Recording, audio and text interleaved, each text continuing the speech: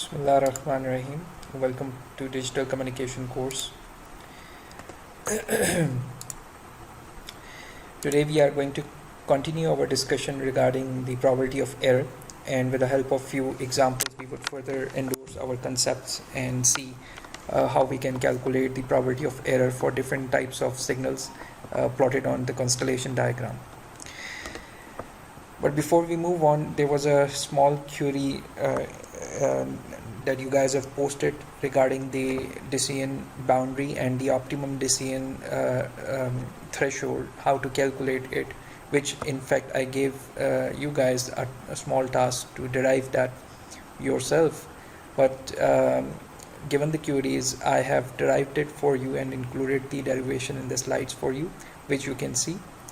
It's about calculation of the optimum decision threshold between any two signal class, how to divide the region given the signals on the constellation diagram. In order to calculate the optimum threshold, we are going to use the same map rule in which we consider, suppose, two signals, Sjth and Sk, and the maximum a posteriori probabilities being compared together in the same manner as we did earlier, and we solve it for the test statistic R. We solve this derivation for test statistic R. We use the Bayes' theorem to represent the maximum a posteriori probability in terms of maximum likelihood probabilities, which are known to the transmitter and receiver end. And we substitute these expressions, the equations for the likelihood probabilities in the above rule, and solve it for the test statistic R. As we did in the previous derivation, we are going to take the natural log to eliminate the exponentials, and we are going to simplify this rule further using mathematical tools and solve it for the test statistic R. Here you can see we have simplified the equation.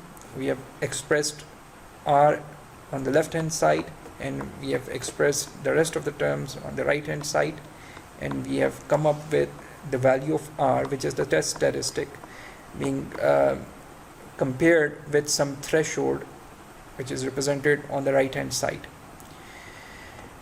If this test statistic R is greater than this threshold value, you are going to take decision in favor of the jth signal class, that is the hypothesis Hj. And if the test statistic R is less than this value, this threshold value on the right hand side, you are going to take decision in favor of the signal class K, that is the hypothesis Hk. Now these are some special cases. For example, if you consider equally likely signals, then you are going to substitute the probability of Sk equivalent to probability of Sj. So natural log of some constant 1 would be equivalent to 0, because all the likelihood probabilities would be same when you consider equally likely signals. So natural log of 1 will be 0, and you would be left with this simplified form in terms of energies of the two signals, right? And suppose if you have the signals being opposite to each other, that is the antipodal signals, that is one of the signal is opposite to that of the other signal, Sk of t is equivalent to minus Sj of t, equal but opposite energy signals. In that case, the energies will get cancelled out, and you would end up getting something like this, right? That you can check in your free time by substituting this in the first equation, right? And for equally likely and opposite signals, equally likely and antipodal signals, this equation will reduce itself into this simple form in which the energies will get cancelled out and the probabilities will also be equal. So natural log of something 1 is 0, the energies will cancel out, and the overall threshold will be 0. That is, if the received signal R is greater than the threshold 0, you are going to take the decision in favor of the signal class J. And otherwise, if the received signal is less than the threshold value 0, you are going to take the decision in favor of the kth signal class, right? So these are the two supplement slides in the form of derivations that actually derive the optimum decision threshold. This equation, the first one, it is the generalized equation, and now you would be able to solve one of the assignment question which requires you to calculate the decision threshold for equally likely signals having different energies, or perhaps you have unequally likely signals with different values of energies. You are going to use this equation and substitute the values of energies and probabilities in this equation to come up with the optimum threshold value. And how did you compute this optimum threshold, which is expressed on the right hand side? This is the derivation that we have followed. We started off with the same map rule by comparing the two signal classes. Their a posteriori probabilities are being compared together to start with, and then using the Bayes formula and the equations that represent these probabilities, solving them, simplifying them, and then finally obtaining this threshold, right? Now let's talk about the probability of error analysis again, and see how we derived it in the last lecture. I'm going to summarize it before we are going to do the examples for it. And we considered a very simplistic scenario in which we had two signal classes S0 and S1. Both were represented on the constellation diagram using a single basis function, and we tried to derive the error probability using this simple example. Right, so we identified the error regions using the slide, and tried to accumulate all such error events using this integral, that is probability of error given S1 is from minus infinity to gamma naught, right, this shaded portion, and the other error event when the signal class S0 was sent and you took a decision in favor of signal class S1, then the error event belongs to this shaded portion starting from gamma naught till infinite. You have to integrate this area under the curve of this likelihood conditional probability of signal class S0. So our conclusion was to calculate the average area under these two probability curves, the shaded portions, and we computed using this formula there, and we call it average error probability of this transmission scenario. Then we substituted the probability density functions of the likelihood probabilities in this equation, and tried to compute the closed form of this integral, but unfortunately we couldn't solve it, and we used the Q functions instead, and represented our problem in a suitable form such that it could be represented using the Q function. The Q function's argument is very important, since the argument controls the probability of error, and the argument is dependent on the signal's energies and the noise power. The value of argument will determine the probability of error in a given scenario. We have also seen the Q function table, in which you can see the already computed probability of errors against different argument values. Here Z is the argument of the Q function, and you can see the values of probability of error against different values of the Q function's arguments. The higher the argument of a Q function, for example here 2.9, the lower will be the probability of error computed out of it. And we intuitively saw this was in fact true, and it all makes sense, since the argument has the energy difference between the two signals in the numerator, and the higher the argument means the higher will be the energy difference between the two signal classes under consideration.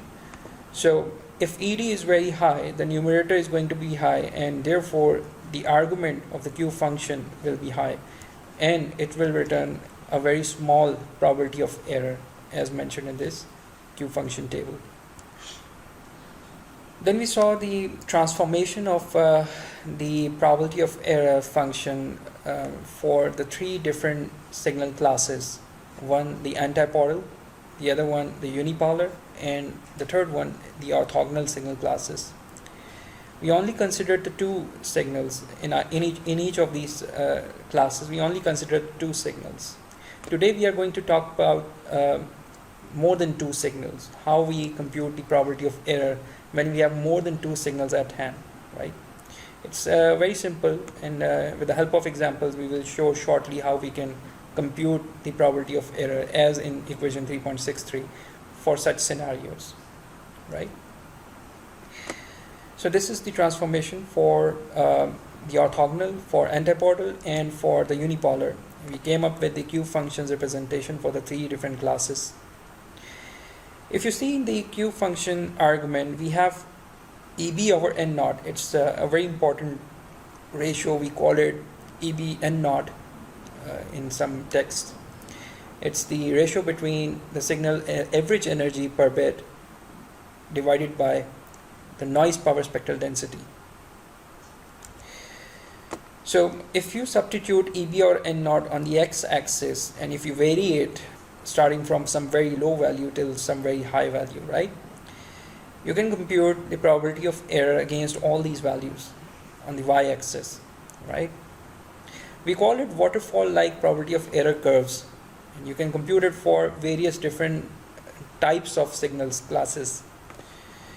For example, orthogonal and antipodal classes are compared here in this diagram. This is the function for orthogonal, and this is the function for antipodal probability of error. You can see here there is a 3 dB difference between the performance of the two, because here the argument is twice that of the argument here in the orthogonal or unipolar. By the way, the unipolar has exactly the same value of Q function as that of the orthogonal when it is expressed in terms of average signal energy per bit, right? So you can also compute the similar curves on MATLAB and write your own algorithm, vary EB over N naught over this range starting from 0 dB till 20 dB and compute the probability of error against it. So you can come up with your own curves and compare it with these Q functions, right? And perhaps this is what you are required to do in the labs as well, and have the comparison with these theoretical curves and see how close your results are with these curves. Your results should be as close as possible to these theoretical curves. Otherwise, there's something wrong with your algorithm, right? So here again you can compare the two. Another analysis, if you fix the EBRN naught at 10 dB for example, you can see the probability of error difference. Here the probability of error for orthogonal is quite high. It's 9.2 into 10 raised to power minus 2. And for antipodal against the same EBRN naught, it's very small. EBRN naught can also be thought of as the channel condition at that time. Like channel condition is better when the EBRN naught is good. And it makes sense because in numerator we have energy of the signal, right? So if the channel condition is good, you will receive the larger or significant portion of the signal at the receiver end, and versus the noise present at the receiver end, means the numerator will be very high. So in return you are going to get smaller values of probability of error for higher values of EB or N naught, as you can see in this curve. As the value of EB or N naught increases, the probability of error decreases. But at the same time you can see that you might be using more power to achieve higher EB or N naught, and you don't want to waste these power resources unnecessarily as well. So it's a trade-off that how much power you can afford and what is the required probability of error in the system, right? You may go for some other intelligent modulation schemes, intelligent transmission schemes that may give you smaller probability of errors against smaller values of EB or N naught. That we will talk about later, how we can reduce the probability of error using channel coding schemes and using less amount of transmission powers. but we then would be compromising on the bandwidths. So there's always a trade-off involved in achieving some one quality of service parameter and sacrificing on the other. Chapter 6 and 7 of the book that we are following talks about the channel coding schemes, which we will talk about in the later part of this course.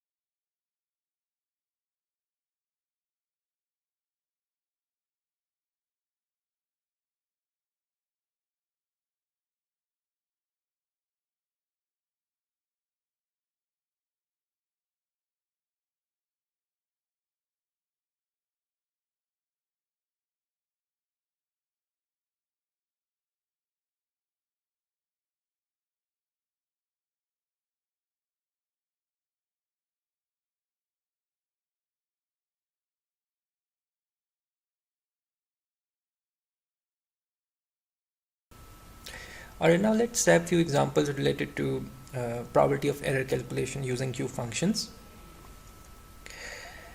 And before we move on, we need to remember this useful relationship that hold true for the Gaussian probability density functions only. Here we have represented the probability density function in this figure. On the x-axis we have the noise amplitudes, the variable noise amplitudes, and on the y-axis we have plotted the probabilities of those amplitudes. The mean of this PDF is represented with this variable mu, generalized variable mu, and this shaded portion is nothing but the probability that noise amplitude is greater than some value x. This shaded portion belongs to this probability. What we are going to see here is that we can represent this probability that n greater than x directly using the Q function. Now this is very important because in our probability of error calculations, we would have to integrate the tail portion sometimes the other way around. So the integral involves the calculation of the area under the curve of the Gaussian PDFs, right? So we can directly represent that area calculation using the Q function, using this useful relationship. That is, probability that n greater than x is equivalent to Q function of x minus the mean divided by sigma naught, where sigma naught is the standard deviation of the noise. Also, because of symmetry, these two properties hold true for this Gaussian PDF. That is, probability that n is greater than x is equivalent to the total probability 1 minus the probability that n is less than x, which of course is true if you have read the probability course. And this is true for all of the PDFs, right? And probability that n is greater than negative x, suppose you have negative values of x. So if this is the case, then it is equivalent to 1 minus probability of n greater than x. Because of the symmetry, this is also true, right? Now let's see an example. Example number 1 is having 3 signal types, S1, S0 and S2. Suppose you have 3 signals, right? And these 3 signals are assumed to be equally likely. Like the probability of S1 and probability of S0 and probability of S2 are all same. If they are same, the probability will be equal into 1 by 3 each, right? Assume that the energies of S1 is E, energy of S2 is opposite to that of the energy E, and energy of signal class S0 is 0. That is, you're not sending anything when you are transmitting signal type S0. So S1 and S2 are basically opposite energy signals, equal but opposite energy signals, and S0 is a 0 signal, right? So assume a simplistic scenario. So in this case, the threshold between S0 and S1 comes out to be minus under root E by 2. That's the optimum threshold between this pair of signal S1 and S0. And if you see the threshold between S0 and S2, it will be nothing but the middle point between these two energies, which is under root E by 2. So now let's compute the probability of error using the same formula as derived earlier. This is the average error probability formula in which we have 3 signal types at hand. So the I varies from 1 till 3, probability of error given as I times probability of SI. This can be expanded like that, right? If you expand this summation, you end up getting these 3 terms. So all these 3 probabilities need to be calculated, right? 1 by 3 comes from this probability of S1, probability of S2 and probability of S3 all are equivalent to 1 by 3 each, right? So it's common taken out from the equation.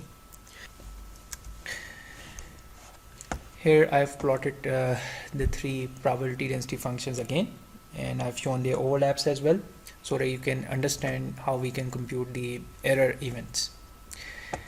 Probability of error given S1 is represented here in terms of probability of correct decision given S1 very easily using basics of probability theory.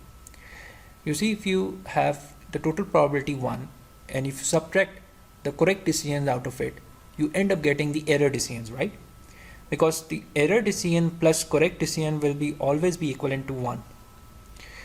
So 1 minus probability of correct decision given the signal class S1 sent from the transmitter end is equivalent to probability of error decision given class signal S1. Alright. So here the signal class S1 and its amplitude that you sent from transmitter end was minus under root E, right? And because of the noise, this amplitude changed. So received signal R is nothing but this amplitude minus under root E plus noise. So probability of correct decision given S1 is nothing but the area under the curve of this PDF for the correct decisions only. And the correct decision is valid from minus infinity till this threshold minus under root E by 2. I hope you understand this point. Because you sent the signal class S1, and if the receiver is going to take decision in favor of the signal class S1, then your received signal has to fall within this range, minus infinity till minus under root e by 2. Because in this range, the PDF of signal class S1 is greater than the rest of the PDFs, right?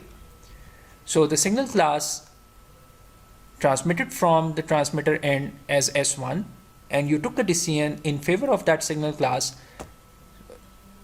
all such events will be nothing but the area under the curve of this PDF till this point minus under root e by 2, right?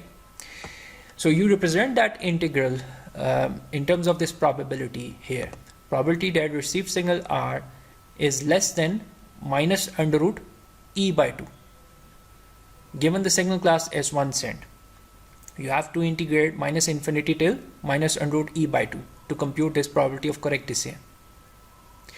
So probability of correct decision here represented in terms of this relationship, that probability that received signal R is less than minus under root e by 2 given the signal class S1.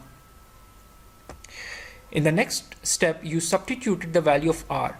R is nothing but the transmitted amplitude minus under root e for the signal class S1, and on top of it the noise being added. Since we had AWGN noise, so the noise component will be added onto our transmitted signal amplitude, which was minus under root e sent from the transmitted end. So R is nothing but minus under root e plus n. So you substituted R equivalent to minus under root e plus n in the next step, right? And remove this given operator, since you have substituted the value of R, so you don't need to necessarily write down given S1 over and over again. It's implied that what was sent from the transmitter end, which is minus under root e. All right. Right. So in the next step, we moved under root e onto right hand side and computed this probability of n less than under root e by 2. And we would like to replace this less than sign with the greater sign. We would have to recall what we just seen earlier here. We can always do it like that. So using this property, we can easily represent less than sign with greater sign here, right? And later on, probability that n greater than minus under root e by 2 is nothing but the area of 1 minus probability that n greater than e by 2. Again, using the symmetrical property of the probability density function of a Gaussian PDF, you end up computing this relationship, right? So this is your probability of error given S1, represented in terms of very useful function and simplified form, probability of n greater than under root e by 2. We can have a Q function represented out of this relationship using the same slide. You can see here, if you have this relationship, you can always represent it in terms of the Q function very easily.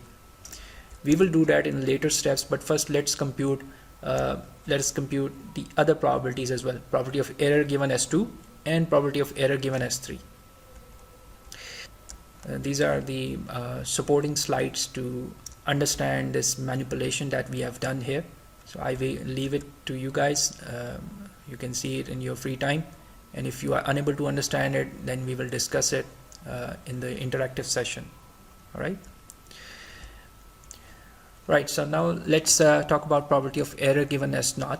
Probability of error given S0, this one here we are talking about. Probability of error given S0 is nothing but 1 minus probability of correct decision given S0. That is, the correct decision falls within this range, minus under root e by 2 till under root e by 2.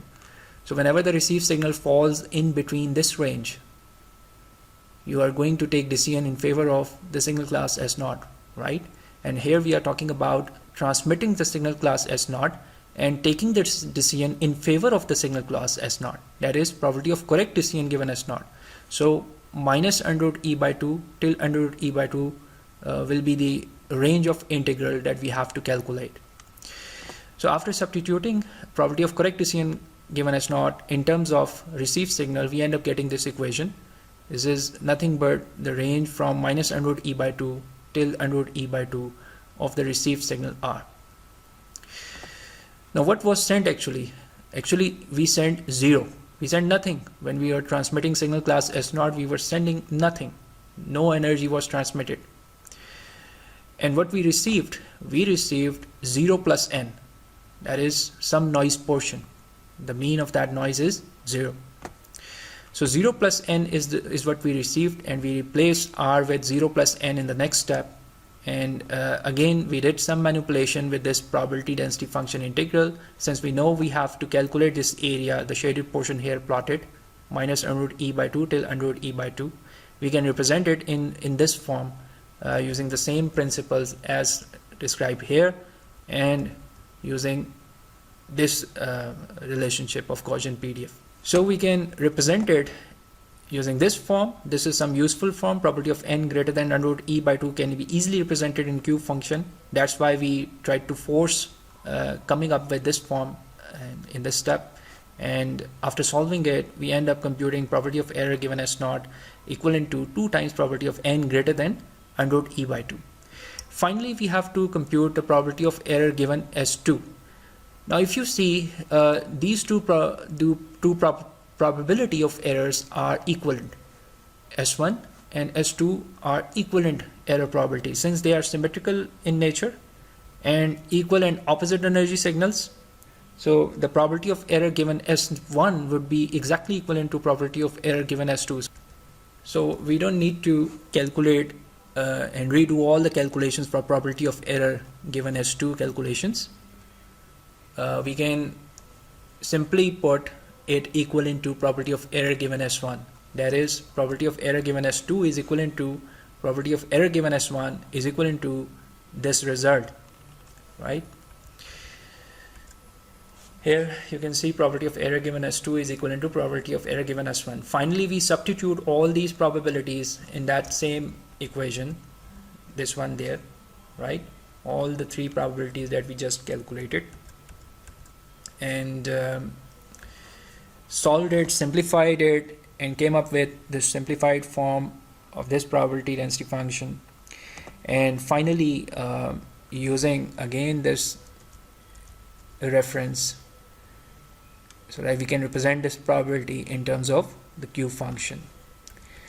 So in the end, the probability that n greater than under root e by 2 is represented in terms of Q function as Q of that random variable under root e by 2 minus mu divided by sigma naught. Sigma naught is square was equivalent to n naught by 2, mu was equivalent to 0, and E here is nothing but the symbol energy. So if you substitute these values there, you can easily obtain the simplified form of the Q function. This is the total average error probability of the scenario in which we have 3 signals having this much energy, equal and opposite energy, S1 and S2 specifically, and the third signal having 0 energy, right? So if you have any question, do ask me in the next lecture, please. Now let's do another example. It's also very interesting, in which we have 2 basis functions and 4 equally likely equal energy signals. That is, capital M is equivalent to 4, and capital N, the number of basis functions, are 2. So here is the constellation diagram of the scenario, and again we are required to find out the total average error probability of this digital communication scenario. You can see here the 4 signals S1, S2, S3, S4 all are having equal energy under root E. Suppose you are given with the basis functions and their representations, and all you had to do is to plot it on constellation diagram like this. All right, S12 is nothing but the contribution of the signal class S1 onto the basis function phi2, and S11 is the contribution of the signal class S1 using the basis function phi1. Similarly, suppose you receive the signal R and you also plotted it on the constellation diagram, and it appears to be here in this quadrant. Again, received signal can also be expressed in terms of the basis function like this, with their corresponding contributions R1 and R2 using the 2 basis functions. The received signal is nothing but the noise plus the transmitted signal, right? So suppose if you transmit S1, so it will be nothing but S11, the X component, that is the first basis function component, S11, plus the noise added onto it. So R1 is nothing but S11 plus N, the noise portion along the basis function 1, and R2 is nothing but the signal portion S12 plus the noise portion using the basis function phi2, which is expressed here, right? So I hope you understand this, whatever I've shown here in the constellation diagram, all possible 4 signal types, and one of the received signal given the signal class S1 sent is shown in the constellation diagram. All right. Now let's see how we can compute the average error probability out of this scenario. The total average probability formula is the same as we used in the last example. This is the generalized formula, but here we have used 4 signals. I ranges from 1 till 4, and we can always represent probability of error in terms of probability of correct decision very easily using this expression as we did in the last example. So we have to find out probability of correct decision given S1, probability of correct decision S2, probability of correct decision S3, and probability of correct decision S4, and substitute those values here in this equation to get the probability of error, total average error probability. Now please again see this constellation diagram. All signals are having equal energy and they are equally likely, right? So the error probabilities will also be the same. If you compute the probability of error given S1, it will be same as equivalent to the probability of error given S4. The magnitude of that error will be same, right? So all you have to do is to compute either one of these error probabilities and then multiply that probability with 4 to compute the overall average error probability, right?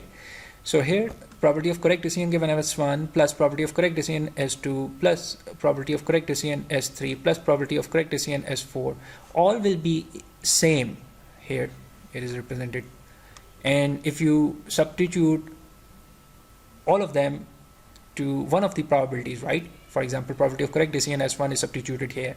You multiply it with 4 and then reduce the form into this form, and all you have to do is to compute this probability of correct decision given S1 and substitute the result here in order to get the overall total average error probability. So in the next slide we go for the calculation of probability of correct decision given S1.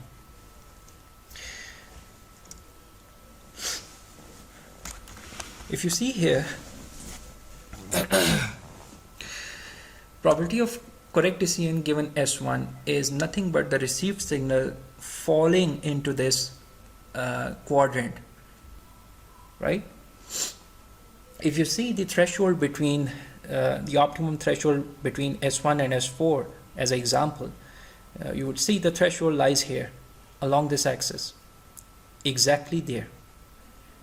So whenever the received signal is above this value, it will belong to this signal class S1, and if the received signal value falls in this quadrant, it will belong to signal class S2. Why? Because the threshold between signal class S1 and S2 is exactly this value in the middle, right? So the overall region that belongs to signal class S1 is this quadrant, and the region that belongs to signal class S2 is this quadrant, and vice versa for signal class S3 and signal class S4, right? So if you are to take the correct decision given signal class S1, the received signal has to fall in this quadrant, and the only way it can fall in this quadrant, the component of received signal along the phi1 axis has to be greater than 0, and the component of received signal along the phi2 has to be greater than 0 at the same time, right? So you can write this probability in terms of R1 and R2 like this, using this formula, that probability that R1 greater than 0, comma R2 greater than 0, given the signal class S1 sent from the transmitter end, which is nothing but the multiplication of the two marginal PDFs. All right, because these two axes are independent. These two are the basis functions that are independent of each other, and these two projections are independent of each other. So using the probability principles, the two marginal periods will multiply with each other to give you the correct decision given the single class S1. Right? Next, we substitute the value of R1 and R2. We need to find out the values of R1 and R2. R1 is nothing but, as discussed previously, is nothing but the signal component along the basis function phi1, which is S11, plus the noise portion added onto it.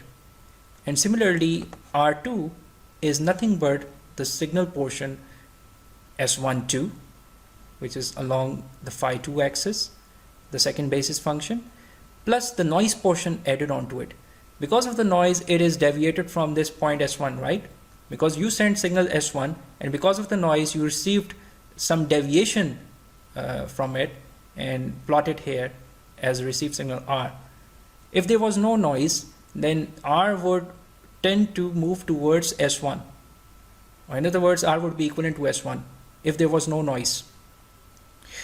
So anyway, let's see how we compute the value of S11 and S12. We need to use trigonometric to solve for S11 and S12.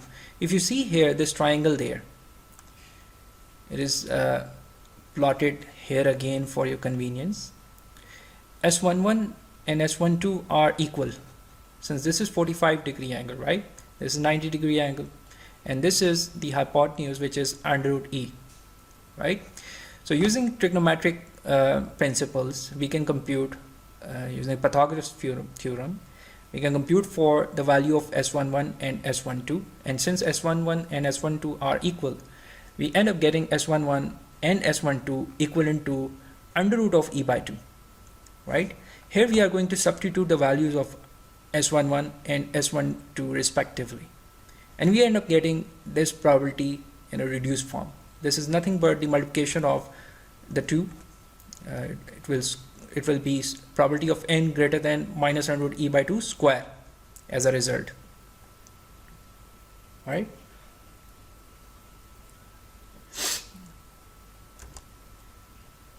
By the way, please make a correction here. This is the under root extending to the denominator as well, right? So this is under root of E by 2. It's not like under root E divided by 2. It's under root of E by 2. I will correct it in the slides, but please make correction here as well. Here it is corrected, right? So probability of correct decision given S1 is nothing but the square of this probability, right? We have identical probabilities here being multiplied together, so the product will be the squared probability. In the next step, we using the same principle that we studied there shortly for the Gaussian PDF, we can represent probability of n greater than minus x as 1 minus probability that n greater than x, right? Using the same principle, we substituted probability of n greater than minus x equivalent to 1 minus probability of n greater than x, right? Where x is under root E divided by 2. How we came up with this result. We have the illustration here. Consider this figure here. This is nothing but probability of n greater than minus under root E by 2. This is the probability, right? The shaded portion starting from minus under root E by 2 till infinity. That's the probability of n greater than minus under root E by 2. This is exactly equivalent to probability of n less than under root E by 2 because of the symmetry. Suppose we have another point here which is under root E by 2. This is exactly opposite to that point there. Because of the symmetry, these two regions will be same. These two shaded portions will be same. And if we subtract this shaded portion from 1, from the total probability, if we subtract this shaded portion, we end up getting this portion, right? And this is what we need. So probability of n less than under root E by 2 is nothing but 1 minus probability of n greater than under root e by 2, and this is exactly what we wrote here, right? So this is the illustration of that probability property that I discussed here in this slide, right? I illustrated it using this slide there, right? If you still have questions, you can ask me in the interactive session, right? All right, so next we substitute this probability in terms of the Q function in the next step here. You see here, substituting in terms of the Q function and opening the square, right? We end up getting these terms, right? All right, now if you see this second last step, after we have simplified and opened the square, right? This term is nothing but the square of the Q function, right? Now, since we know that probability of error is something very small value, right? And if you square it, you will end up getting even smaller value than the original one, right? So we may ignore this term and we may write approximate sign, and we only include the first term as the meaningful term, right? That is representing the total average error probability. And then in the next step, we substitute ES equivalent to EB log 2 of M, capital M was 4, that we would like to represent this Q function in terms of EB over N naught, right? And it comes out to be approximately equivalent to 2Q under root 2 EB over N naught, right? So that's the simplest form of this particular scenario, in which we have 4 signals using the 2 basis functions. We may have more than 4 signals plotted there, and we might go with a similar analysis and compute the probability of error for more than 4 signals, right? Even 16, 32, and 64, 128, all these values of the number of signals are norms, and we can easily compute these error probabilities. I'll show you another quick method and close approximation to those probability of errors using union bound, which is another important topic which I will discuss after a couple of lectures from now. That if we have, say, capital M greater than 4, then how we can simplify this process and can obtain the error probability out of that scenario very easily, which might not take much time. We might approximate it using the union bounds, and those approximations would not be that bad.